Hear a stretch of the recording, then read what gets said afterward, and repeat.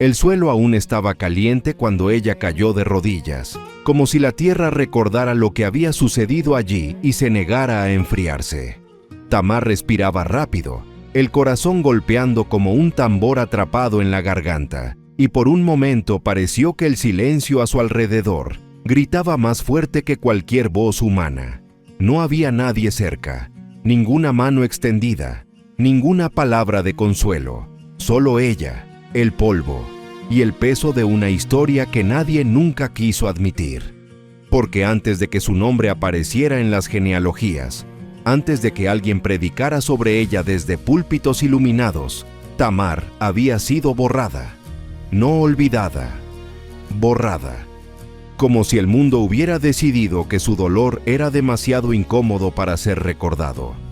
Y todo comenzó cuando fue entregada a el primogénito de Judá.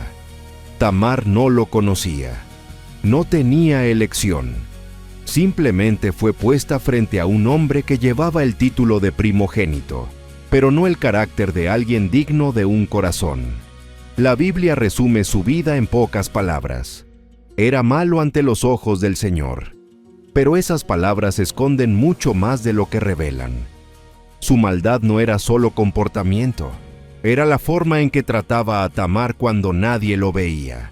El tipo de mal que no deja marca en el cuerpo, pero deja cicatriz en el alma. Y cuando murió, Tamar no lloró de alivio, pero tampoco celebró. Sabía que, en aquel tiempo, una mujer sin marido no era vista como una persona, sino como una carga, un peligro, una vergüenza ambulante. Y así exactamente la veía Judá, un problema incómodo en su casa. Luego vino Onán, el segundo hijo, el hombre que debía cumplir la ley del levirato, darle un hijo a Tamar, honrar el nombre de su hermano. Pero Onán no quería dividir su herencia, no quería darle nada a ella. Y en las noches en que Tamar intentaba creer que tal vez, solo tal vez, alguien finalmente haría lo correcto, Onán solo fingía cumplir su obligación, negándose a darle el futuro que le correspondía. La usaba, pero no la honraba.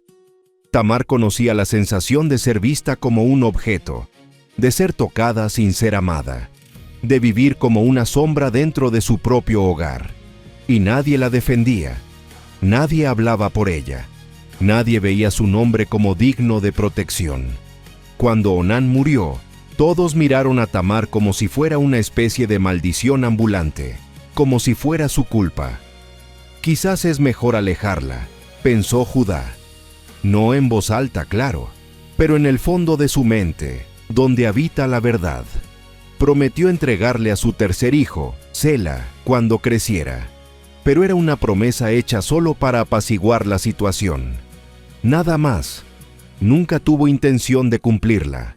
Y así, Tamar fue expulsada, enviada de regreso a la casa de su padre, no como hija, sino como descarte, como si cargara un fracaso que no era suyo.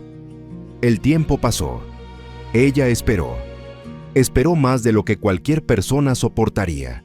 Esperó hasta entender que Judá nunca cumpliría lo que había prometido. Y fue en ese momento, en ese silencio aplastante, que algo creció dentro de ella. Una llama. No de venganza, no de odio, sino de valentía, de supervivencia, de alguien que sabía que, si no luchaba por sí misma, nadie lo haría.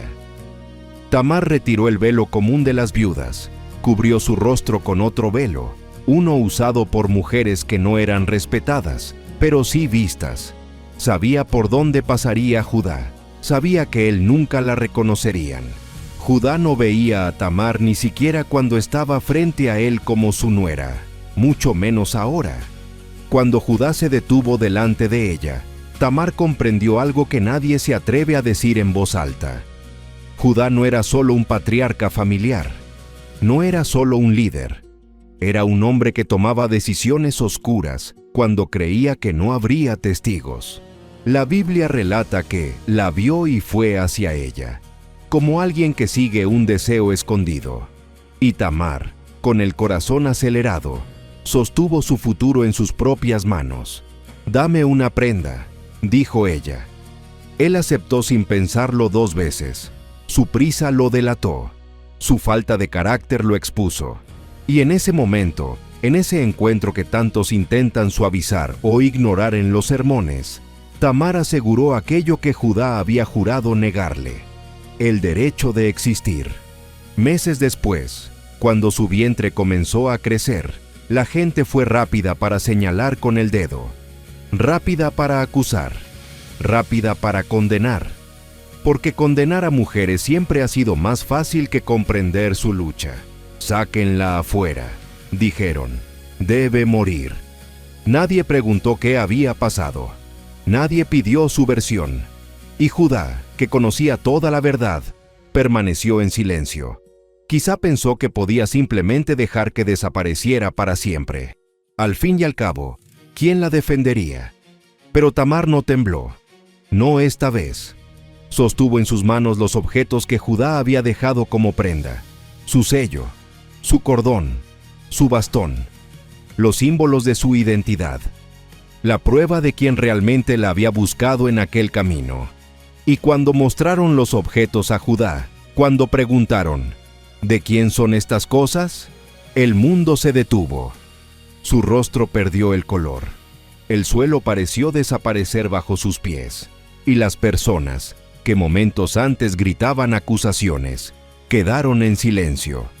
Y entonces Judá pronunció las palabras que atravesaron los siglos: «Ella es más justa que yo». No se trataba de moralidad perfecta. No se trataba de pureza.